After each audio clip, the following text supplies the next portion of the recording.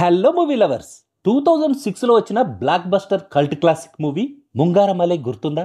తెలుగులో కూడా ఆ మూవీని వాన పేరుతో రీమేక్ చేశారు. 18 ఇయర్స్ తర్వాత మళ్ళీ ఆ movie producer Krishnappa, director Yogaraj భట్లు కలిసి చేసిన లేటెస్ట్ మూవీనే మనద కథలు.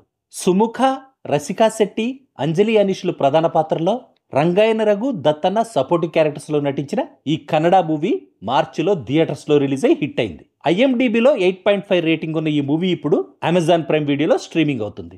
కన్నడతో పాటు తమిళ అండ్ తెలుగు లాంగ్వేజెస్ లో కూడా అవైలబుల్ గా ఉన్న ఈ మూవీ ఎలా ఉందో ఈ రివ్యూలో చూద్దాం.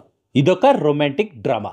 2 hours 33 minutes డ్యూరేషన్ ఉన్న ఈ మూవీని మీరు మీ ఫ్యామిలీతో కలిసి కూడా చూడొచ్చు. సుముఖ అనే ఒక డ్రాప్ అవుట్ మెడికల్ స్టూడెంట్ రసిక అనే ఒక అమ్మాయితో ప్రేమలో పడతాడు. ఆ తర్వాత ఆ అమ్మాయికి ఒక ప్రాణాంతకరమైన డిసీజ్ ఉందని ఆ అమ్మాయి ఫ్రెండ్ అంజలి ద్వారా తెలుసుకుంటాడు. ఆ తర్వాత ఈ ముగ్గురి జీవితాల్లో ఎలాంటి చేంజెస్ వచ్చాయనేదే ఈ movie basic story. Love, life, ఫిలాసఫీల చుట్టూ తిరుగుతుంది కథ. అసలు మనిషి జీవిత పరమార్థం ఏంటి? మనిషి జీవితంలో మానవ సంబంధాలకున్న ఇంపార్టెన్స్ ఏంటి?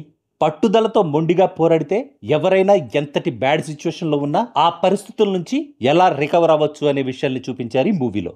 ఒక ప్రేమ కథతో పాటు ట్రైబల్ కల్చర్ని, ట్రెడిషనల్ మెడిసిన్ని, పుట్టుక చావుల మధ్య మనుషులు పడే సంఘర్షణని డిస్కస్ చేశారు ఈ మూవీలో. ఈ మూవీ పాజిటివ్ పాయింట్స్ విషయానికి వస్తే సంతోష్ రాయ్ సినిమాటోగ్రఫీ అద్భుతంగా విజువల్ ట్రీట్ లా ఉంది.